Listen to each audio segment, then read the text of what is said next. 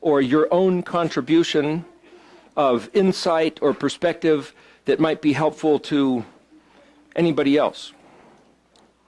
Could I make copies of this one for everybody? Would that be okay? Oh, absolutely. Just for the record, anything that I've ever either spoken or have on video or have on a website or paperwork, writing, anybody is welcome to copy it, to distribute it, and what my friend David Klug did there was modify it. So he took something that I had said, and he added his perspective on the right-hand side based on what I was saying, that each letter was a picture of Yeshua being HaMashiach. But he used some of the drawings from the chart on the left and also some of the letter shapes. And it's like, one of the reasons on my website I have these graphics, which I put in a PDF form, and I put them on the website, is so that people could, I don't know that enough about the computer technology to do it myself, but anybody can go there and pull anything off and modify it, use it, copy it, distort it, do whatever you want with it. I put it there for people to use. And I guess if it's a JPEG, you can't, I mean, if it's a PDF, you can't modify it. If it's a JPEG, you could. So ultimately, I guess the thing to do would be put them all up as JPEGs. But the idea is to say, here's stuff, just resources, just use them. And like I said, if you want to modify it like he did, that's fine. So rewrite it even if you want to with your own understanding. Your website's on that little card. Excuse me? Your website's on that. The, where's that? Here. This is actually, just for what it's worth, this is the email, Paleo SFR, like Sefer, I wrote Samik Peresh. If it's Paleo Sefer spelled out SEPHER.com, that's the website. So, and Erictology, other people put up a YouTube named Erictology. And if you go there, you can watch the class. But there's apparently a whole bunch of other places you'll find stuff, just because I told people put it wherever you want. So some people put it on their own site, so one was Paleo Eric, one was Paleo 4 Eric. It's like, one is Mountain Air 7, Joseph Dumont's site called sightedmoon.com. You can find a bunch of stuff there. So I've spoken at Olive Tree up in Idaho, Olive Tree Bookstore. Let me give you just a resource. A couple weeks ago, Olive Tree Bookstore in Bonners Ferry, Idaho. Excuse me? It's right up near Boundary County, right up near the Canadian border. But anyway, so this fellow, John Dilday, was there at the wedding. So he just got married. But anyway, the day before the wedding, I did a talk on Psalms 119. Now, have any of you not heard my presentation on 119? You haven't heard it? You have no idea what I'm talking about? Okay. If you want, I could discuss it right now a little bit, but here's the thing. That's right. So here's the thing. We filmed it. It's 3.5 hours, but the camera was acting up, so I don't know whether I captured, somebody else did the camera. I don't know if we captured the whole thing or not, but you guys downloaded it, right? So feel free to reproduce that if you want. Edit it or whatever, make it, it's just the raw footage. So that was at Bonners Ferry. I've talked there a couple other times, and they may or may not have recordings of that. But if you get it, you want to copy it, that's fine too. So, but let me just explain to you about this thing of 119, so for whoever didn't hear the discussion.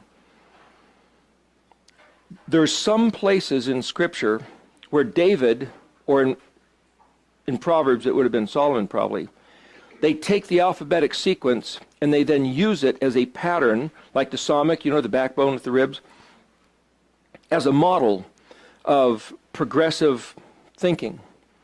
So, for example, if I was going to write a book, which a couple times I've sat down to try to do that and organize some thoughts, and I thought, well, how should I stage the chapter subjects?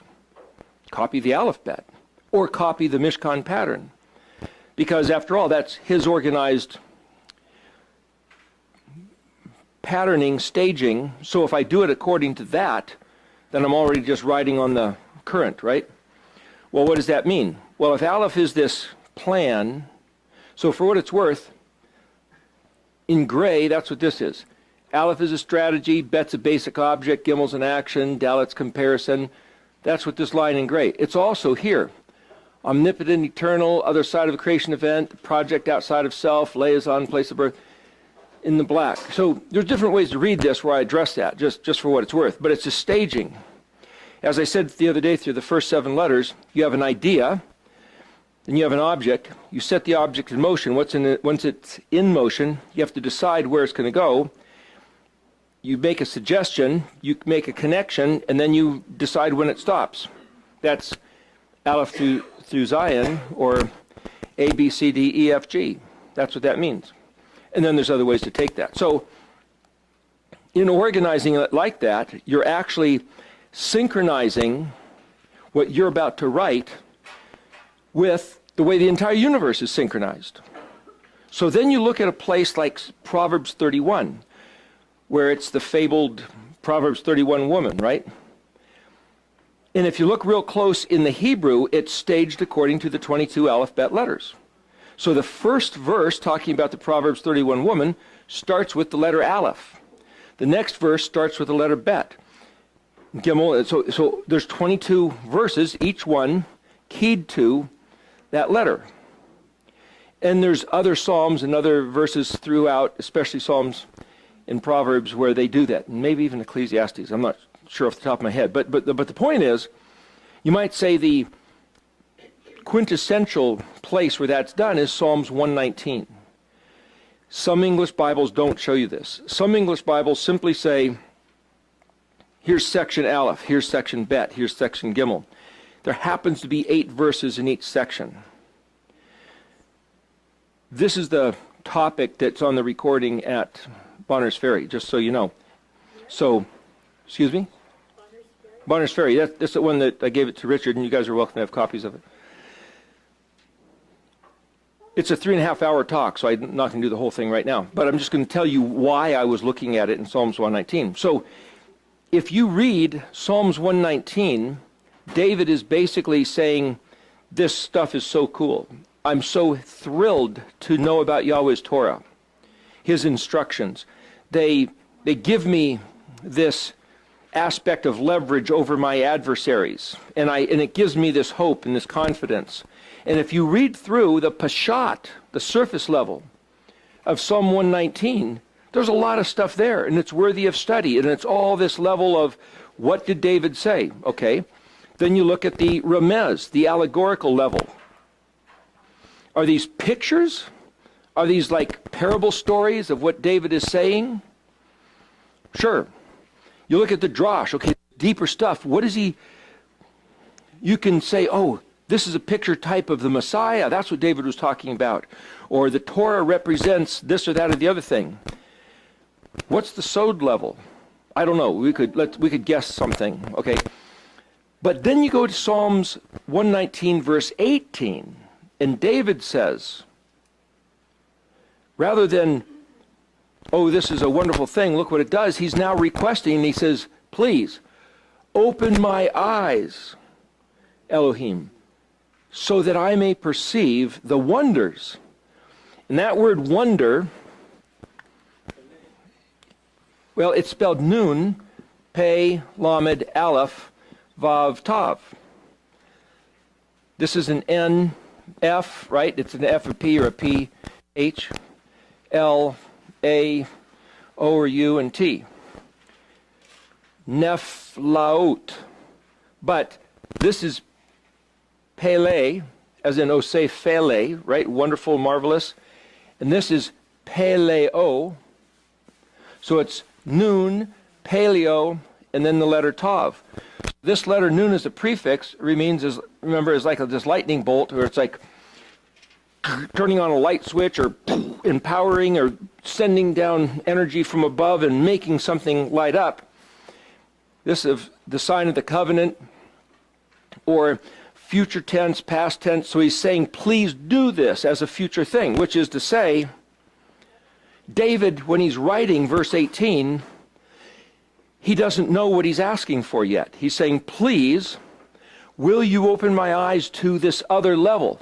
Now we can say, remember, because it's a synonym with Sod, he's asking to see the Sod level.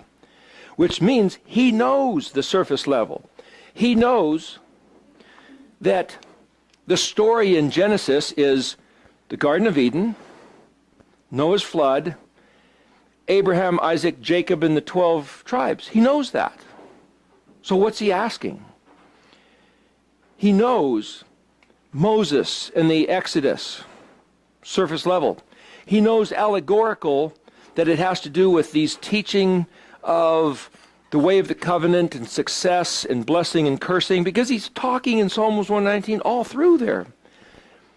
So he knows this is about success versus failure, besides just the story, but he's saying, I know there's something else here.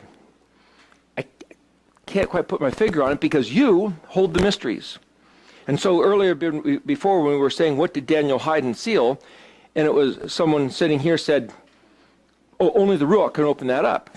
The Spirit had to reveal it. Yeah, but that by nature is what it is. What Daniel was told to hide had to be something different because he was told to do something, and I believe he put his hand to the task of changing the orthography, the shape of the letters, and that was an, you might say, mechanical agent. It did something to hide and seal, but besides that, there's this deep level, of course, that the Ruach hides until Yahweh reveals it. So what's David asking for? If you read the surface level of Psalm 119, David doesn't tell us. He says, wow, this stuff is so great, almost as if he found something beyond the surface that was so intriguing, he was going, woohoo, this is what I've been waiting for. But he doesn't tell us. Why? So you could say, well, because it's so mysterious, David didn't feel like he should have been allowed to. In fact, I've had somebody tell me, more than one person say, you better not be saying this stuff. This is secret stuff. You're blowing it. You're giving the secrets to the world. You shouldn't do that. But you guys are saying thank you for doing that. So there's a risk. It's saying, gosh, am I giving away all our good secrets? Well, our secrets? Who's we? Who's they? Who's us and them? If you guys didn't hear it, you can't be one of us, whoever us is. And remember, when the Israelites were evacuated from Egypt, there came a bunch of Egyptians and a bunch of other people, right? It was like this whole host of proselytes and other people that wanted to be Israel. And so Yahweh said there's one Torah for the native born as well as the gur, the stranger. So Yahweh then incorporates everybody and says don't make a distinction. At a certain place, there's this amalgamation. So if we don't talk about Yahweh and his kingdom, then, well, I don't know my pedigree. I don't know my heritage going back generation. Like he can follow his generations, but mine just bumps back to some Huguenots and then kind of disappears from what I understand. So it's like, but I can choose to be Yahweh's people. That's all that matters. So if he brings people in and say, if you choose to be my people, you're my people. Okay, great. So why would David hide it from us? Should I hide what Yahweh has shown me? What I believe he's shown me? If it's strengthening and encouraging to everybody, then that's what really matters. Because that's the food, that's the, you hear stories about being fed milk or being fed meat. I mean, to me, this is the reality. This is the essence, the substance. This is the vital. This is Yahweh's essentially the DNA of his kingdom. The seed that has the potential of life. You remember, you could take a kernel, and he said, my word is like the kernel compared to the husk. The kernel can lay dormant for centuries. They found stuff that pulled out of a pyramid, and they plant it, and it actually sprouts. Wheat that's from these ancient grains. Was it you? Somebody had a picture. Was it you? The picture of the. Yeah. Do you want to show that picture? Can you find it? Okay. Describe what it was. I've seen twice on Facebook where, because of the climate change shifts, it's raining in some of these deserts in Arizona and wherever, and there's fields and fields, planted fields of yellow, fields of hot pink, a picture of something that happened in a valley in the Arctic. A valley in the Arctic? Yeah, for some reason or other, for a week, the snow all melted and the valley just bloomed. Yeah. And then a week later, it was buried in snow. So there's seeds that have been planted all over the earth. Antarctic, there's no land in the Arctic. So there's seeds that have been planted all over the earth that are just sitting there dormant, which is, again, a fractal pattern, an image of the fact that Yahweh's got his word that he commanded it to be so, and it's sitting like a seed. If you go to Genesis 2, the first verse, it says, okay, nothing had yet sprouted because there was no rain and there was no man. There had been a mist, but no man to do the watering. So this is the way I see it. On day 3, when Yahweh separated water from the earth and he spoke, or he planted the seeds into the soil all over the earth. And then he says to man, here's the watering bucket. Water. Do you want flowers there? Pour the water there. How about over there? No, I want to sit here. I don't want flowers here. Okay, then don't pour the water there. You could say, well, what's his will? Does Yahweh's will want flowers there? Well, he put seeds there. But he gave it to man to choose to pour water there or not. And if man says, I want to sit there, I want to walk this path, well, then don't pour the water on the path. Pour concrete if you want. But there's seeds there, and if you remove the concrete and pour water, the plants will grow, because he put the plants everywhere. That's his will.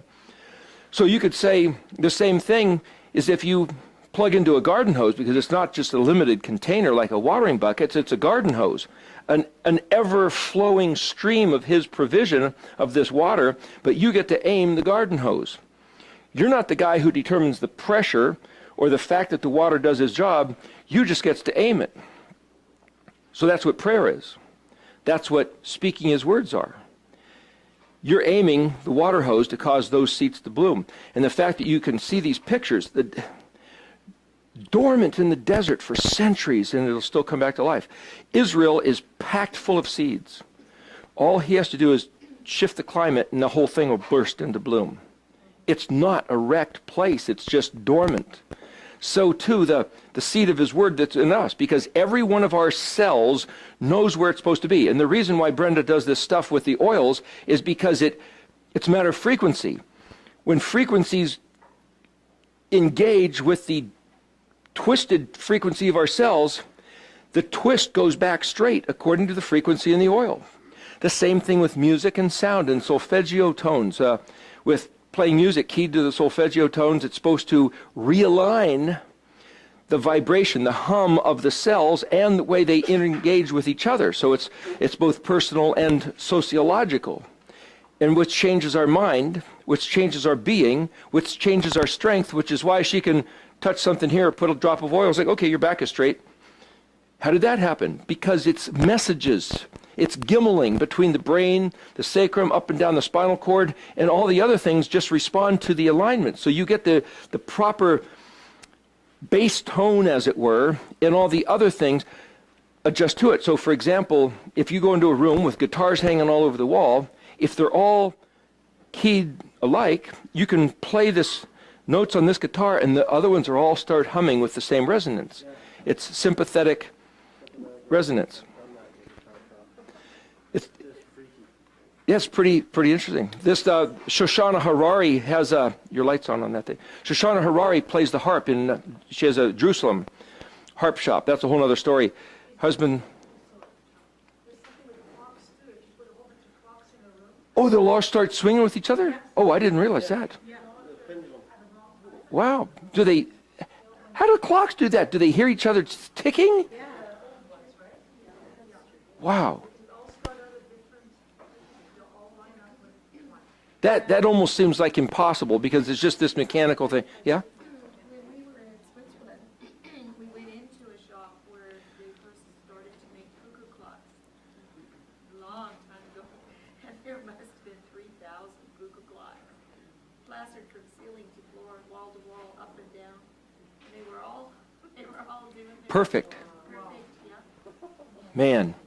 I mean, again, this is a message. You know, you'd think, okay, this thing is designed because it's mechanical to work, and if that one's on a different offset, it's going to just work. It's like, no, he's designed things to synchronize with a standard.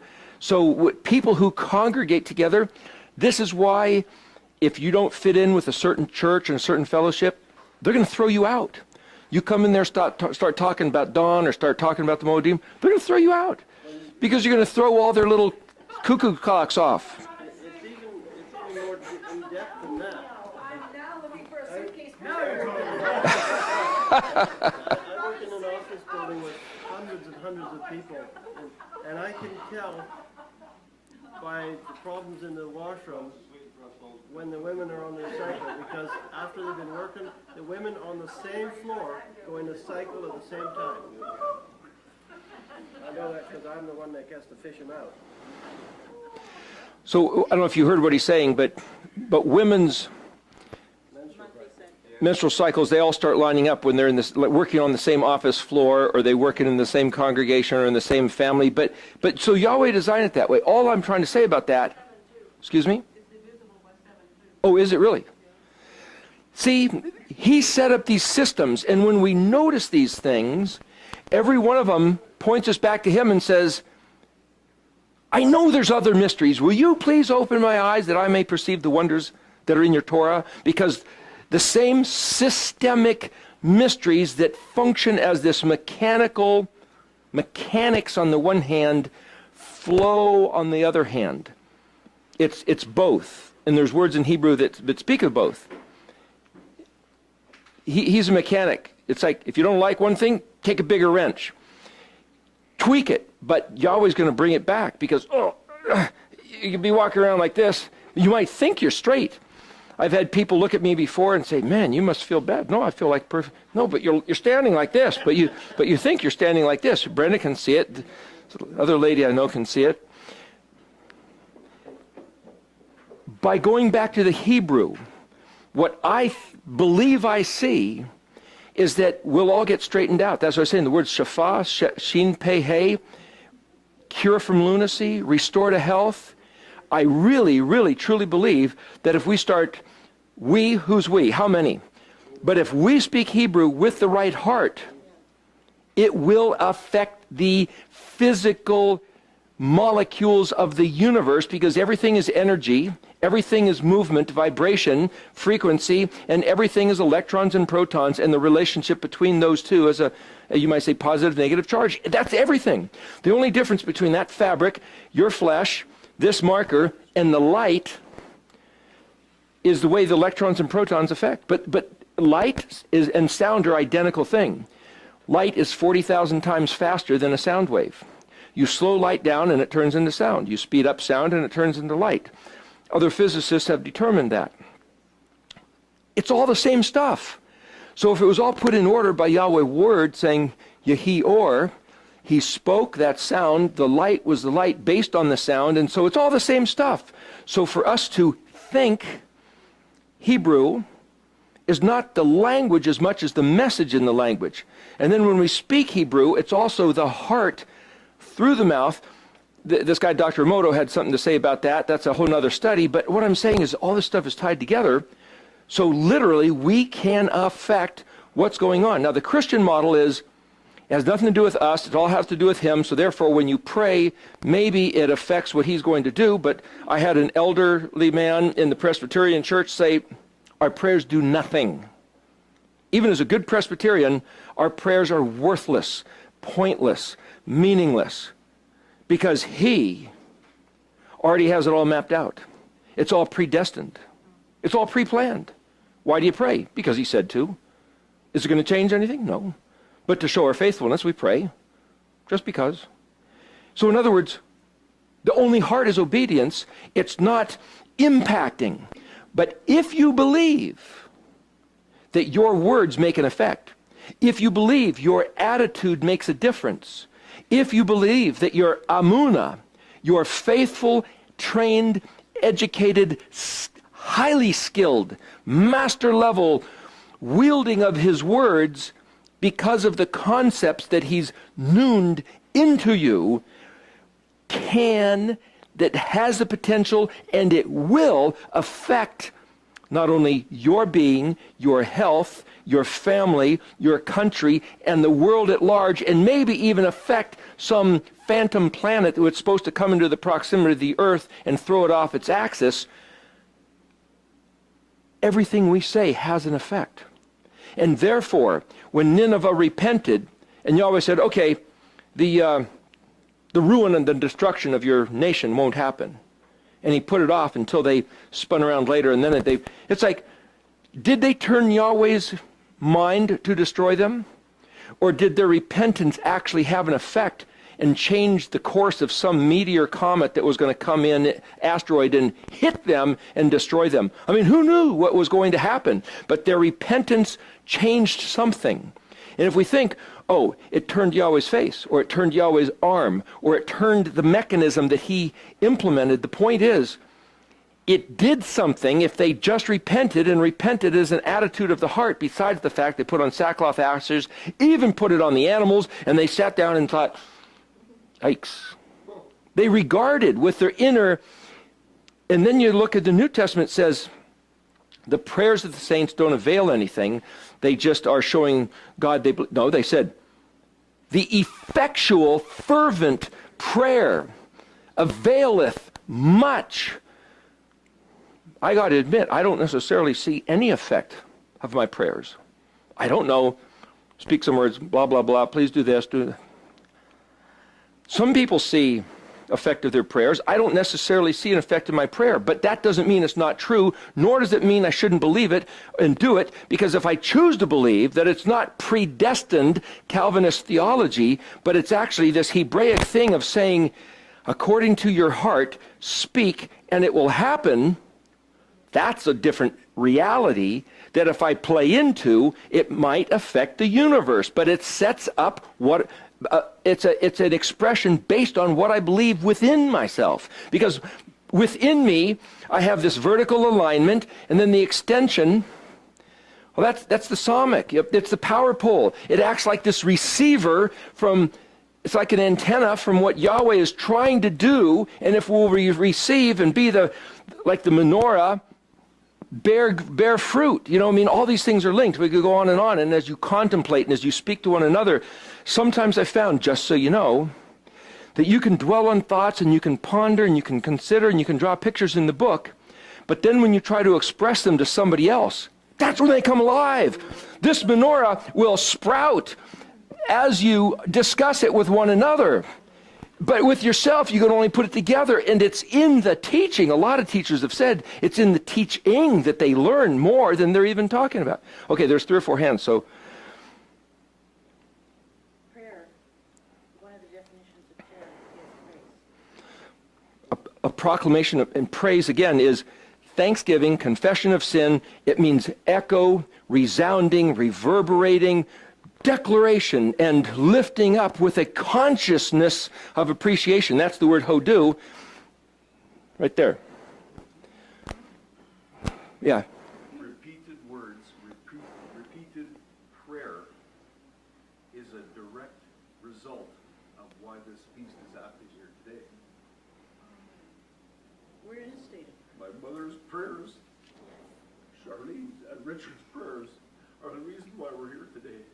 My mother prayed for me. She has no idea about this. None, zero. And if my mother and Charlene and Richard hadn't prayed for me for years and years, me too. maybe we wouldn't be here today. I think prayers work. Absolutely. Dr. Sang Lee was at meetings in Bogenhofen in Austria, and one of our families there, and he reported that on the Sabbath day, the birds quit singing. Really? Yeah, every Sabbath. The birds quit singing on the Shabbat. They rested. Oh my goodness. And I've heard the opposite, that on the Sabbath they have a different song. Well, maybe those birds, but the birds are both. They go on to the birds. And that, it could be they have a different song, because even the plants, like I was saying to somebody, even the plants sing. And, The plants sing. yeah, they praise him. So the first time I heard it, I thought it was absolute rubbish. So it was in one of my lectures, and one of the lecturers brought in the video of the scientists hooking up the equipment to the plant, and each plant had a different song. Putting out frequencies of vibrations.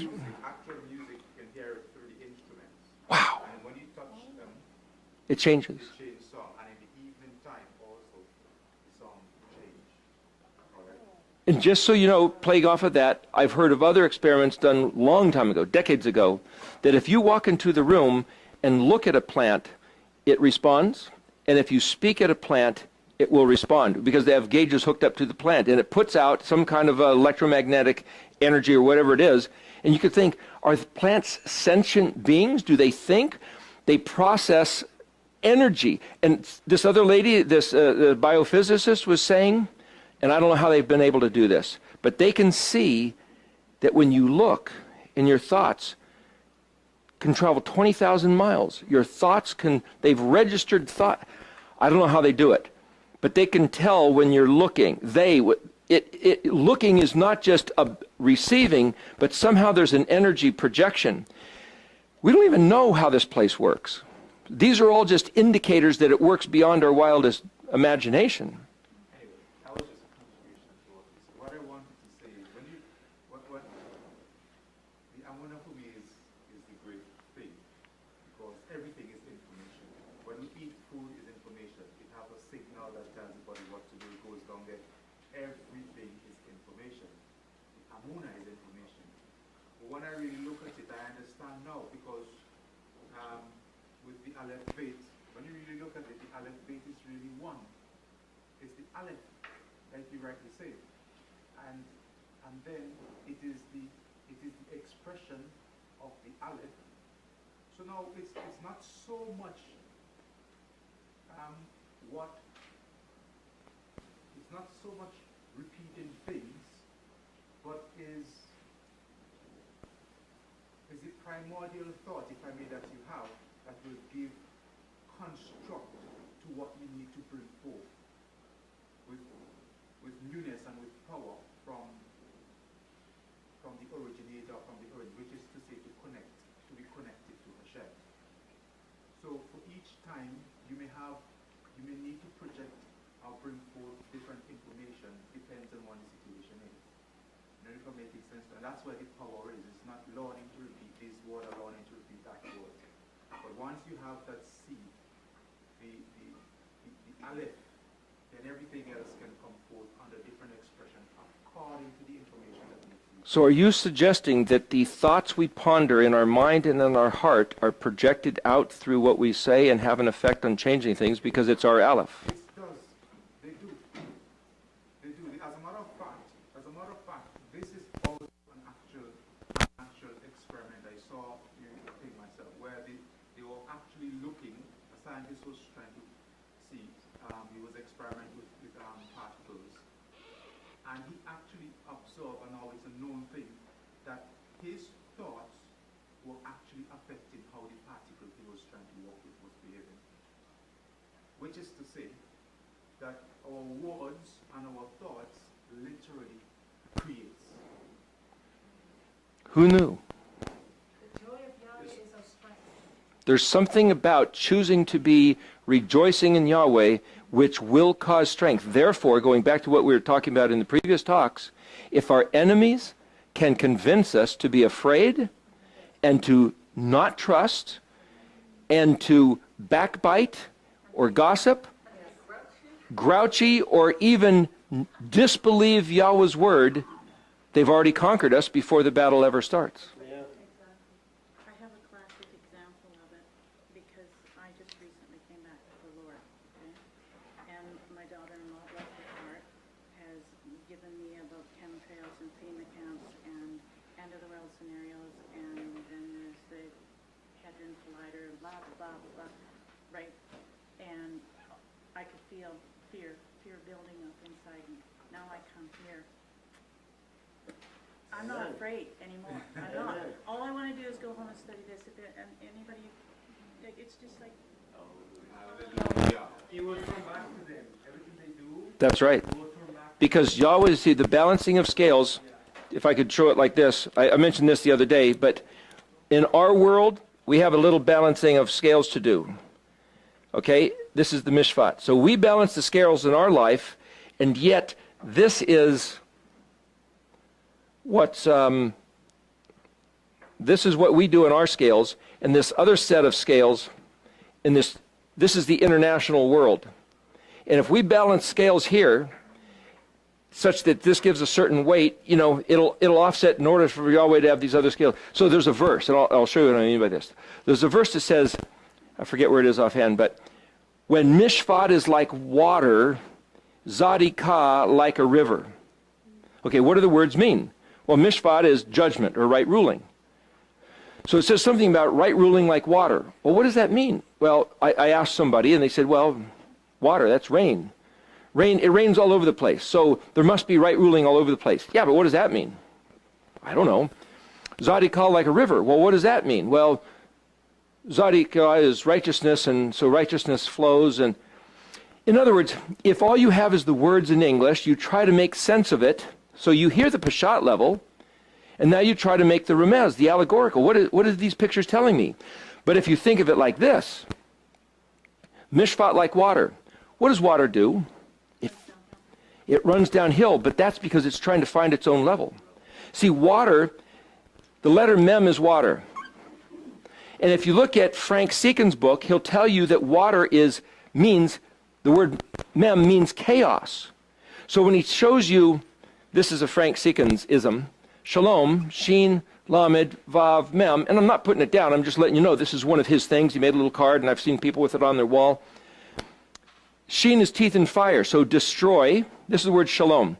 Destroy, lamed is the number 12, it means, it's the shepherd's staff, it means authority. Vav is a nail, so that it's that which establishes or holds together, and mem is chaos. So shalom is destroy the authority that establishes chaos. In other words, kick the devil out and you get peace. That's what he says. It's like, okay. Or realign the seized muscles so that you allow shalom to fill, as per this other therapeutic means. But mem isn't necessarily chaos. You see, water doesn't try to be chaotic. Water responds to chaos. Water does one thing. It tries to be stable. It finds its own balance. Now, if you throw a pebble in the pond, water responds. If there's a wind, water responds. If you are on the ocean and there's waves, it's because there's something agitating it. The water's not doing it. Water's not chaos, but water reads what's happening and telegraphs exactly the nature of things. So if everything's peaceful, water's peaceful. Now, for water to find its own balance is balancing the scales. So if what is mishpat? Scales of balance, right ruling, judgment, justice.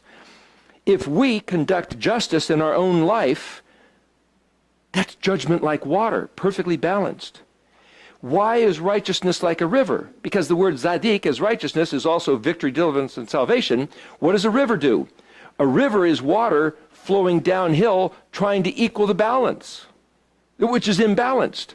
So if we do righteousness, it changes the balance of the international scales to where what is ever due us then flows into us to bring it back up. Remember what Yahweh said something about Rory, do you remember the term? Are you the one who said it about Yahweh sacrificing the other nations of wickedness for redeeming us? Somebody was talking about that. Okay, how is that phrased? He will give the wicked as ransom for our lives. He's going to balance the scales and the larger scene to ransom his people. In other words, he's waiting for his people to do right ruling in our little world of balanced scales of mishpat, which will set up the demand for balancing the scales on this higher order internationally and over time, right? Internationally, which is geography, which is distance, but also time, over the eons of years, of the 6,000 years. Because Israel did wickedness, they put a void in the balance of scales, and the only way for him to balance it is to throw them into exile and call them their enemies to grab all their stuff in order to balance the scales. And he said, soon as his people start doing mishpat and zadikah, righteousness, it'll tip the scales the other direction, and then that zadikah, which is victory, deliverance, and salvation, will flood into them. So when I was telling you the other day that he has held up all the blessings in abeyance, which is held in a bank account like a dam, soon as we start doing mishpat, He's going to open the dam. All that stuff is going to flood into us. It's because that's the pictures in his words. But if we don't know how to interpret it, because we don't know his mechanics and we don't understand the flow, we have no hope, we have no expectation, and all we see is the fear and dread of the NWO and whatever, New World Order and what all these things the other guys are saying. We see how they reckon everything. It's like we don't get it, so we have no hope, we have no expectation, we have no inner alignment, we have no projection of thoughts and words. Yes? So all these creatures, they've been casting spells. That's right. Every one of these preachers and teachers and book writers and radio people are literally casting spells. The word casting spell, which is a witchcraft sorcery term, the reason they call it a spell, because it's words. Spelling, nephalot. It's spelling. It's putting letters together, forming an idea and projecting it into the reality, which is frequencing with it, which is affecting international world affairs and health and sanity and even the cosmos. It's all words. It's all about words. Perfect love casts out fear. What's perfect love? Do you know what the word for love is in Hebrew? Here, I'll write it here. Aleph, Hey, Bet, Hey. Ahava. Pronounced. Ah-ha-va. I will, and this is the expression or reveal or put it on display. Here's the root word. Hey, Bet. It means give. I will give, manifest from myself, volitionally. That's love. Perfect love. The word perfect is spelled tav mem. When he told Abraham, be perfect, tav mem, Tom. The fellow's name is Tom, that's that word. Just see. This is the sign of the covenant, and this is nurtured in your heart. The way you nurture the covenant in your heart, perfection is both a standard, but also to say the truth about what's in your heart. It's a status value as well as a goal. So what's in your heart will cast either fear into existence or make it flee, but the perfect love of what he has given us. Because remember, the Aleph is not just me, what I give. If I give you love, it's what I'm giving you. But because we're reading the alphabet, we can always project it back to, he's the guy that established the value of that Aleph, which is himself. So this is talking about what he has given. The revealing or the expression of what he has given is going to make fear flee and run, which is why Al-Tira, do not fear, is the most often repeated commandment. Because as soon as we volitionally, or even unvolitionally, fear, we've compromised his love. Which is to say, we as humans are psychologically designed and fitted with a fight or flight response. It's involuntary. Okay, so the first thing that happens if I go, boo, it's oh, ha, ha, ha, you shouldn't have feared. It's like, no, that had nothing to do with my volitional mind. That was an involuntary response. But soon as I go, oh, now I'm here. Now I can voluntarily respond, and I can choose to not be afraid. Or if I see these iron chariots, Clackamas County, the federales coming at me, it's like, oh, now I'm voluntarily going, oh, this is scary. It's true, it's scary business. Big sharp weapons. We're gonna huff and puff and blow your house down.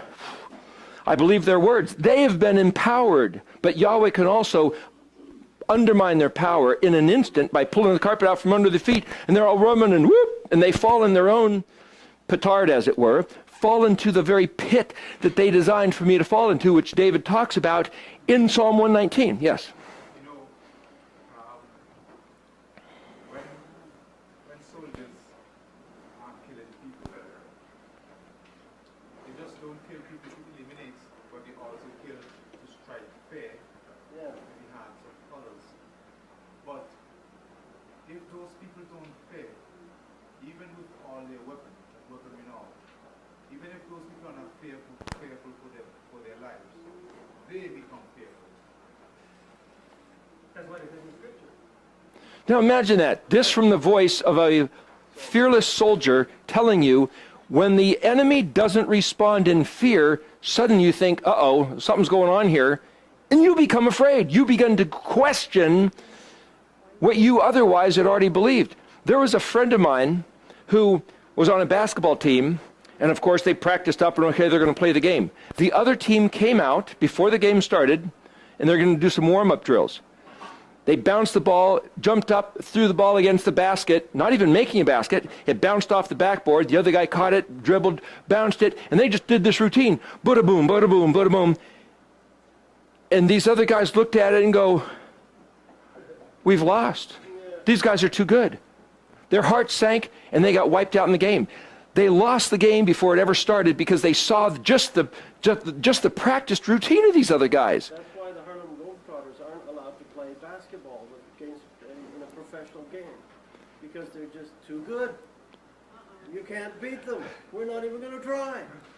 Yeah, why don't they have an NBA team? Yeah. That's the same principle of when you go up to a vicious dog. If you've got the right attitude, strike fear into that vicious dog, he's going to shrink back, and he's going to give you your space, and he's not going to bother you. It's that same attitude. I come up with the attitude where you're going to fear me. I'm in control. Yahuwah has given me power over the animals, and that dog knows it. And it goes back to that transfer of well, when we say words, it has power, and we're also speaking when you think the thoughts, those thoughts have power, and those thoughts are transferred to that animal. And they're not just empty words like, Yeah. I'm in control of you. Oh, you got to be there. It's got to be the whole being, and that's where we have to rehearse words of confidence with each other by singing songs. You can't just remember. There was a story in the New Testament where these guys had been watching, and they saw the effective manifestation of power, you might say, of both Yeshua and Paul. So they got together and said, hey, let's go cast out some demons. Yeah, hey, let's go have some fun, you know. They go up to this guy that has these demons, and they say, in the name of Jesus whom Paul preaches, you demons get out. And those demons answered back and said, we know Yeshua and we know Paul, but who are you? And throttled these guys and left them beating and running for their life. The demons know, the animals know, but you can't just take this on. You have to be Yahuwah's people. That whole idea of the tet sealed, well, it's not a wedding ring per se or like a shield per se, but it's this concept of you enter the chet, the fence, the compound, the kingdom of Yahweh, and he says, you're mine. Tet is a basket full of stuff. It's like you go to the grocery store and you pick out stuff and you throw it in the basket, you pay for it, and now it's yours. If you don't pay for it, it's not yours. So this thing about Yeshua was paying for, buying, redeeming out of the world, those that would choose to be his, jump into his basket, now they're mine, and he seals them. That's the tav, the X shape in front of the letter tet, right? The circle with the X. The full basket, a basket full of crumbles. That's the tav, the seal of the covenant in my full basket. That's the picture of what a letter tet is. Sometimes a tet is drawn like that. It's the same thing. There's the side view and there's the top view. But what I'm saying is that when you're in Yah's kingdom as his people, you're his. He owns you, and it's his voice, it's his authority, it's him. There was a video, I don't know where they got this thing, I don't know how somebody captured this or staged it or what, but it was on YouTube or whatever. Out in the middle of Alaska or wherever it is, there's this cub bear, and this mountain lion is chasing it down, and it's got all these different camera angles, and this mountain lion going to get this cub, and the cub's running and cutting across the water and everything, and finally this cub kind of gets trapped, and he turns around and he kind of starts to stand against this mountain lion as the mountain lion's coming in, and then all of a sudden the mountain lion backs off and takes off, and the camera angle turns again, and you see the mother bear is standing behind the cub.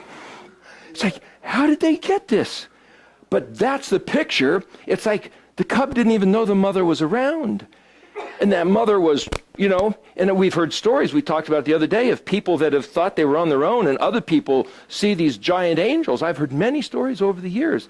And just because we don't see, just because we don't know the effect of our prayers, it's real, but we have to believe that it's real. So this whole week of talking about the attitude of the reality of Yahweh's promise sets up a different mind, a different heart, a different inner being. What's in the mem is different when you believe one thing versus another, and what is projected and becoming reality is the manifestation of what you hold on to, which is why Joshua and Caleb says, you guys, do not say these words about the giants are too big. We can do this. There'll be bread for us. Come on.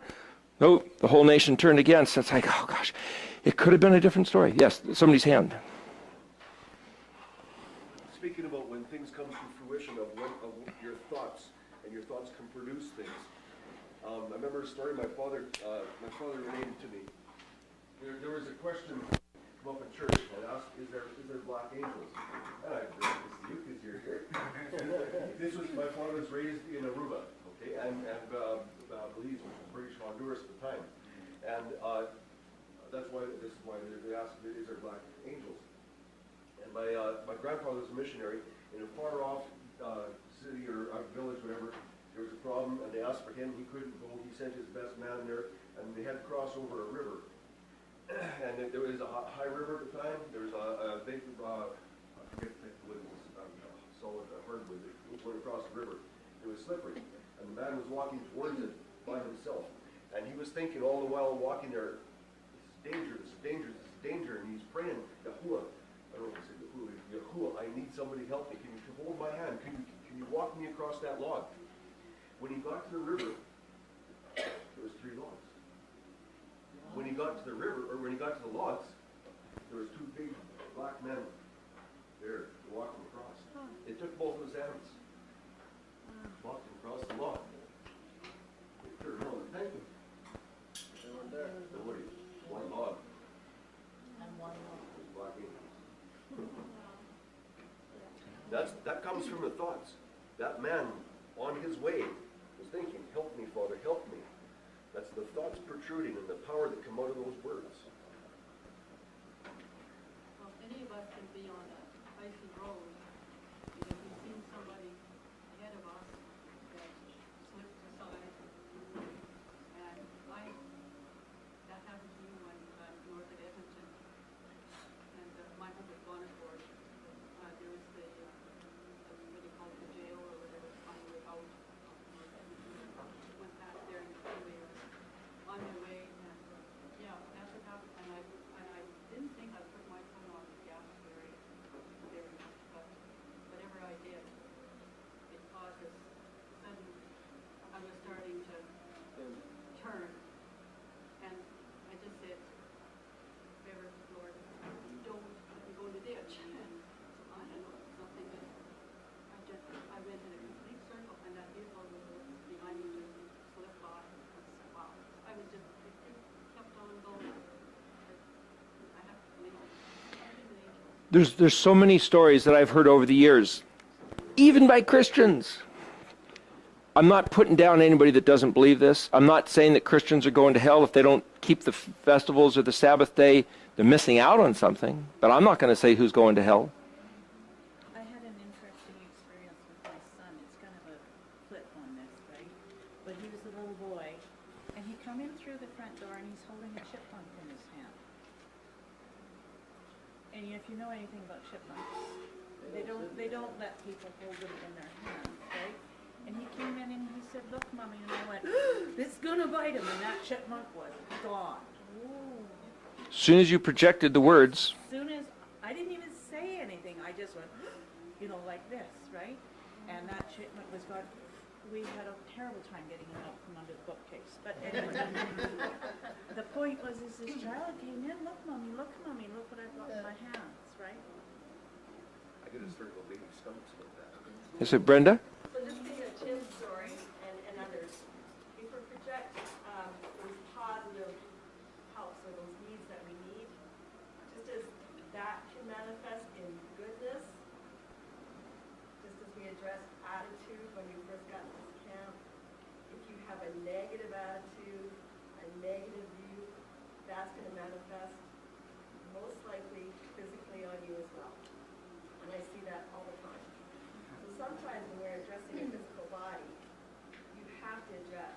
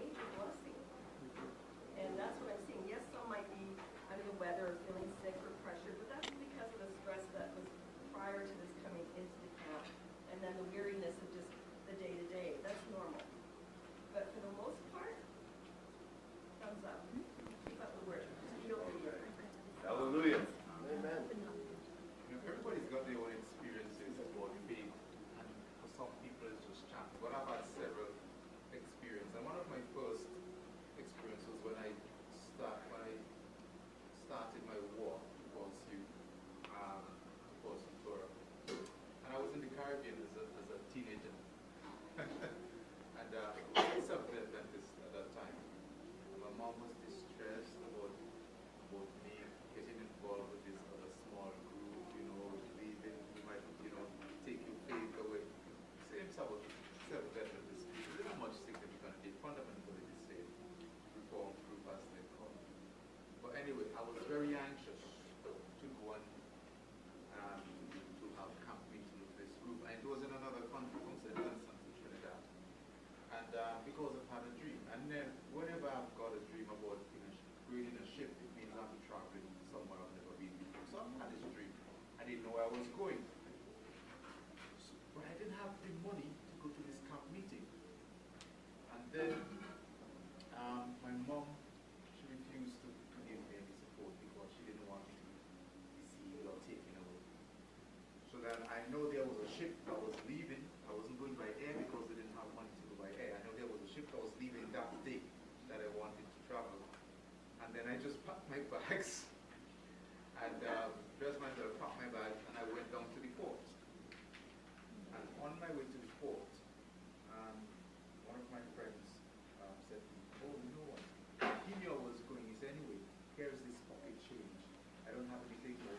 Take this pocket change with you, and I wish you all the best." And then I went to the port, from there, waited. I said, "Right, I don't know where this other money is going to come from, but it's going to come to pay my fare." And then my mom came and said, "Anyway, take this as your pocket change. The exact money that I needed to pay my fare to go." And no one knew that I didn't have any money. And that was when my journey started. Is that the MRT? Then the government, When you start out, that's the blessing that follows the action? You could see that. Yes. Oh, I gotta tell you about my new friend in Can you Vancouver. stand up? Okay. This, Hard to hear your voice. I have a new friend in Grand Forks, because I just moved there, okay? And this lady is a very interesting lady. She raises dogs, and she has in a really bad car accident, so she is disabled, so she's on a pension. She has a Pentecostal background, okay, so she's very much in praising the Lord, okay? And she's very vocal about it. So her family invites her. She lives in Grand Forks. She hasn't got a vehicle on the road. Her family invites her to come to a wedding in Alabama. And she says, "I'm going to the wedding in Alabama." Out goes the police, right? She says, "The Lord will provide." And most of the group that I'm with is ex-Adventist, so they're fairly stiff, right? She says, "I'm going to this wedding, and I'm going home to pack." So the first week, her sister-in-law sends her a ticket from Spokane to Alabama to get to the wedding. Meanwhile, back at the ranch, she's part of the bridal party. The Lord had provided as a Christmas present a full-blown hairdo. Okay? So she's got this. 1 week before, she still doesn't have a ride from Grand Forks to Spokane. One of her friends steps up to the plate. She's going to Spokane. She's got her luggage packed. Off she goes. She's at the wedding. She has no ride home from Spokane to Grand Forks. And guess what I got today? "Hi, Linda, I'm home."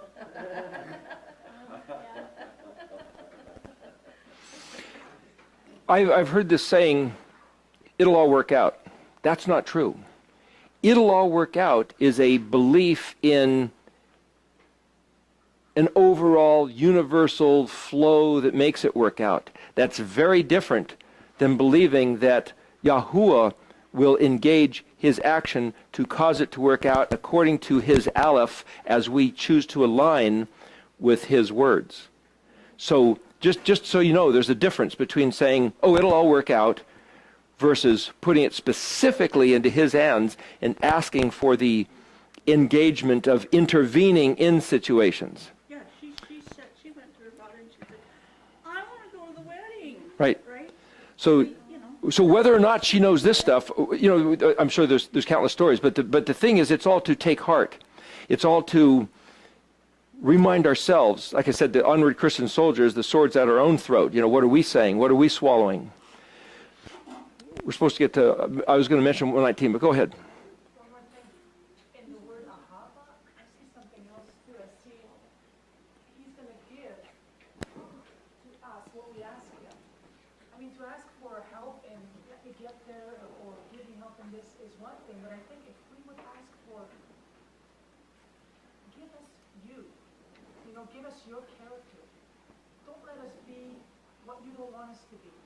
It's still a different thing, and I think that's what he's really waiting for. He's waiting for us to ask him, don't let us be liars, don't let us be stealers, don't let us be adulterers, don't let us covet, don't let us envy.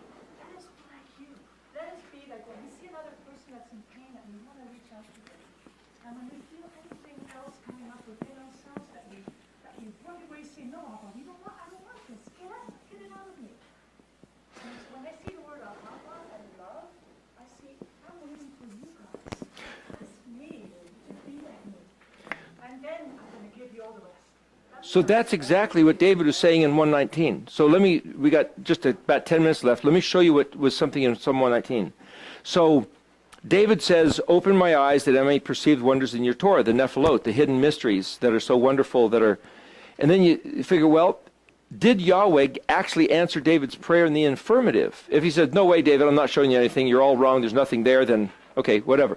But if Yahweh did give David an answer, did David keep it to himself, or did he say, man, I got to tell people, but I'm not going to throw the mysteries out there to the people, like even Yeshua said something about don't throw your pearls before swine, lest the swine just turn and tear you to pieces and disregard your pearls. So David wouldn't have done that. He knows these things. So David would have hidden them again. Yahweh reveals mysteries in the Torah. David hides them again. But he's not going to hide them like a pirate with a treasure chest who buries it so deep that nobody on the face of the earth will ever find it again.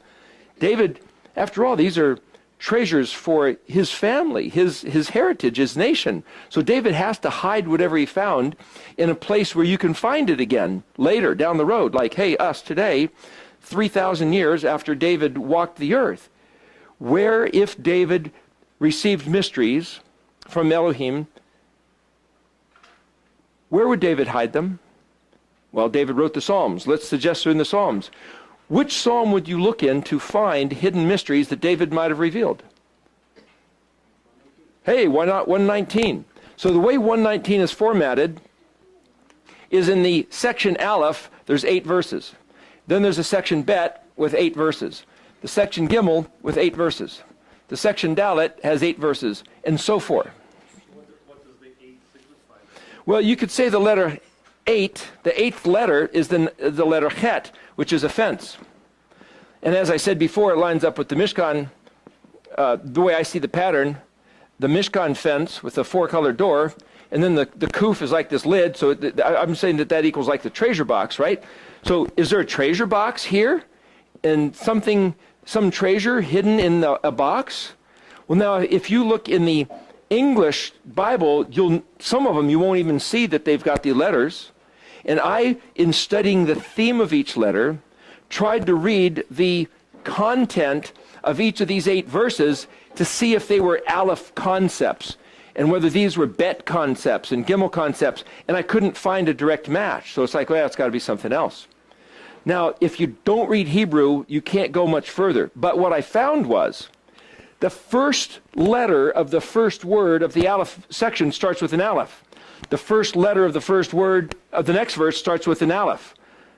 Just like in Proverbs 31, the first sentence starts with an Aleph, the second sentence starts with a Bet, third sentence starts with a Gimel. Here, you've got 8 words all starting with Aleph. And then you've got 8 words all starting with a Bet, 8 words all starting with a Gimel. So like an acronym, what if you could take these 8 words and turn them into a sentence? What you end up with, and this, I've only memorized this first one, you get Ashri, Ashri, Af, Ata, Achli, Az, Odeka, Et, that's Aleph Tav, Chokika.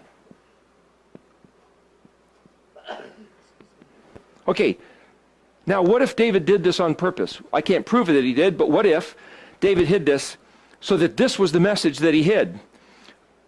You just read the first words. So you have an 8-word sentence starting with Aleph. And then you have an 8-word sentence starting with a Bet. And an 8-word sentence starting with a Gimel. All the words. How would you read this? Now remember, we're talking about speaking with a heart, with a mind, in accordance with His will, the way He designed the universe. Otherwise known as everything the Aleph Bet talks about, which is everything that was Yeshua was the essence or manifestation of, which is otherwise known as simply the Aleph Tav, the book covers of the book, right? So how would you read this? The word Asher is similar to the word for, here, let me show you. This is Israel. Yod, Shin, Resh, Aleph, Lamed. This is the word Aleph, Shin, Resh. This is the word Yashar, as in the book Jasher. It's actually Y-S-R. So if I'm ever writing Israel, it's Y-S-R-A-L. Y-S-R-A-L is Israel.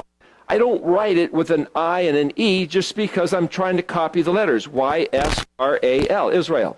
But the word Yashar, as in Jasher, because the Yod is the letter J, right? It simply means straight. But it also means who, and that, and which, and to validate, and to authenticate, or to walk straight. Okay, so, like I said, find the common denominator. And it also is the word to be blessed. And it's simply translated as happy is the man, or happy is he. So you could say, who would be blessed? That which walks straight according to the valid and authentic way. And this word Shinresh is Sar, as in Sar Shalom, Prince of Peace. This is a prince. It's also a poet. So you could say, what is a commonality between a prince and a poet? A prince is an officer of state. He's supposed to take matters of defense, protection, industry, economy, agriculture, and he takes the resources and the finances, he puts them all together so that people can live happily in balance. That's what a prince does. What does a poet do? A poet takes the matters of philosophy and sociology and psychology and beauty and art, and he weaves them all together into a song, a poem, a painting. It's also the word for bracelet chain. So both these people take difficult matters and turn them into a light, beautiful thing that people can manage. So, who would be blessed? He that would authenticate and validate as a prince. Israel, prince. He will be the prince, the poet of Elohim. Israel, that's the same as the Cohen Melchizedek, right? It's the exact same job description. So he says it twice. Anybody want the blessing? Anybody choose to validate the truth, to validate the true ways and show them to the world, turning the heavy matters of the sod level, the paleo, and make them like a bracelet chain that dingles and dangles? They're like, oh, hey, this is so beautiful and pretty. Off is the word for anger. It's also the word for nose. And if you put a yod in front of Aleph Pei in the dictionary, that's one of those prefixes, you'll see that it means to characterize. What's the common denominator between anger, nose, and to characterize? When you flare your nostrils, your nose is that which determines the character and nature of the face, which is the countenance, which is otherwise known as the panim, Pei Nun Yod Mem, which is like the table of showbread, which has to do with which direction you turn. So your nose, wrinkled, happy, whatever. Your nose determines, like a rudder on the ship, your nose, where it's oriented, determines your character. Aleph Tav Hey is simply translated as the word you. That's the word you. As we discussed earlier in another conversation, the word spelled Aleph Tav Yod is translated me, or actually Aleph Vav Tav Yod, also, Oti, is also translated as me. So this is a little different, this is a hey, but the point about that is that you are characterized by the Aleph Tav. Now that's exactly what we've been talking about. When you are characterized by the Aleph Tav, you will be healthy. You will be sane. Your body will orient, and you can see what's happening.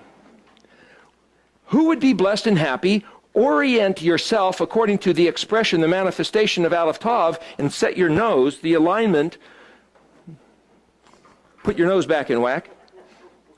Now this word achli has to do with your desire. If we look up the word, this is a little bit more tricky. I'll just look up this one word. Aleph Het Lamed Yod.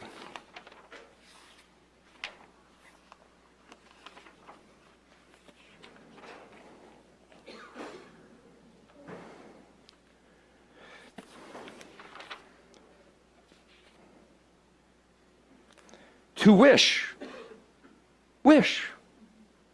Not just your desires, but wish. The yod at the end means my, but this is my wish.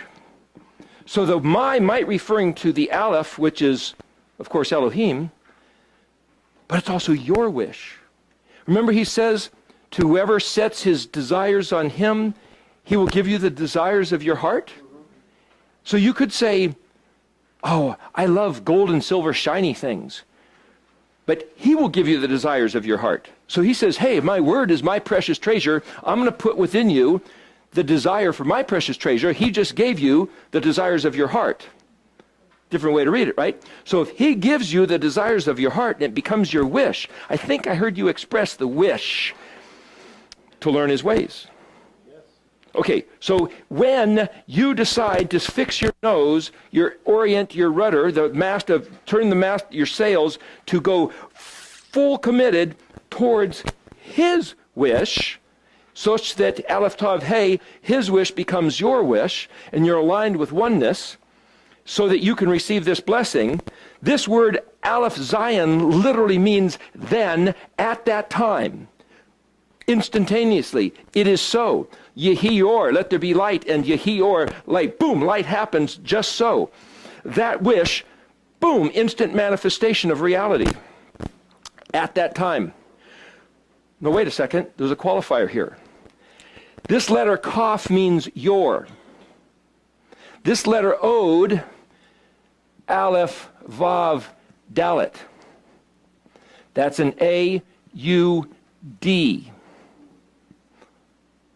Audio. Audio, that's voice. Your voice. Aleph Tav, now the action of the verb onto the subject. Chok is a command. Remember I said the treasure box? The chet and the kuf over it. And the word spelled chet kuf is command, like he gave the commandment, he gave the order, he gave the law. Yod means my command. Kaf means yours. The my command can refer to the utterance itself, or it can mean the thing that he had already lined up to be so. At the sound of your voice, you command his will to be so. Once you've lined up that you manifest Aleph Tav, according to the blessing, according to his character and nature, you command the blessing to be at the sound of your voice. That sounds like sorcery. That sounds like witchcraft. That sounds like Yeshua saying, say to this mountain, be moved and cast into the sea, and it'll be done so. That sounds like Yeshua saying, Yahweh Rafka, Yahweh heal you. And the healing happens because you doubt not, because you have confidence that his kingdom come, his will be done on earth as it is in heaven. And we are the responsible party, the interlink. The letter Vav, they say that nowhere in the Bible does it say man is 6. It says Vav is the number of man, or 6 is the number of man, and the letter Vav is the number 6. So there's where you can make this connection. Vav is a connector, that man is the Vav. But see, man is the interlink. Interestingly enough, you have one form of paleo that this is the Yod, and this is a Vav. It's kind of like when you have two train cars coupling, right? You've got, here's the ball and socket, like the shoulder, like the hip. That's a Vav and a Yod. That's a man and the Creator hooking together. How do you do that? How do we engage and link with his stuff? At the sound of your voice, at the time that our wish is his wish, synchronized with Aleph Tav revealed. And as Brenda knows, and other healing practitioners, convincing somebody that they're not sick is more trouble than to heal them or to fix that which is broken. And so that's why placebos work, right? And so if you can first tell somebody, quit accepting the illness, quit saying that you're sick, quit saying you're dumber than a bag of hammers, to quote a famous phrase. We have to align our nose, our character, in alignment with his Aleph Tav revealed, and then how many prayers, how many prayer warriors, how many agents speaking for how long, or I noticed you limping. Yahweh Rafka. Yahweh heal you. Done. Next. It shouldn't take any more. Yahweh Rafka. Should be all it takes. Why should it take any more? Yahweh, we'd be calling on him who causes it to be and causes it to cease. That's what Hevav Hev means. Yahweh, he is the one. That's his memorial name. Rafka, heal. Raphe, my healer, heal you. Rafka, Yahweh heal you. Yahweh Rafka, Yahweh Rafka, Yahweh Rafka. I think we should be able to go into a hospital and go around saying Yahweh Rafka and clear the place out. Of course, they'd get mad because that's where they earn their living. And insurance companies will love you. The medical profession will hate you. So go, But anyway, what I'm saying is that it's that simple. Now, did David put this on purpose? Or did the Ruach put it there? Or am I imagining things? But if you look at those first 8 words, it's in there in Psalms 119, the first 8 letters. So anyway, this thing in Idaho, we went on and read through all of them. Read it a couple different ways because I've studied this over the years and came up with a slightly different angle this way and that way. But that's what's on that disc. And it works with all of them? Oh, yes. That is not coincidence, is it? It's not you, it's him. Go on. So you guys can do this as an exercise, right? You get either dictionary, Strong's Concordance, Brown Driver Briggs, or go online and look up the meaning of these words. But like with Aleph Tav Hey, you'll see it defined as you. But that means you have to look closer and say you, expressing, revealing, manifesting Aleph Tav. So see, if you know the meanings of the letters, you'll read it at a different level of depth of understanding. The Sod level. Remember, Strong's Concordance and translations will give you the Peshat, and maybe you can think about the you can go to some doctrinal books and get it's all how you choose to read the words. So what I'm saying is you might get insights that I don't have. Each of you, a number of you, have told me things that you saw that I didn't see. I mean, I could go on and on. We could get many perspectives. But what I'm saying, this could be a treasure hunt. Why is it a treasure hunt? Because it's the het stuff in each one of these boxes that David asks for, the mysteries, the wonderful mysteries of your Torah. And if David was given it and David hid it here, then now we're treasure hunting some stuff that David had as an answer to, show me the paleo in your Torah. And if that's this stuff, I mean, forget them Easter eggs. Boy, guy, let's go after this segula, this precious treasure. Sidetracked. Okay, I think we have to quit unless somebody else has one more thing they want to say or request.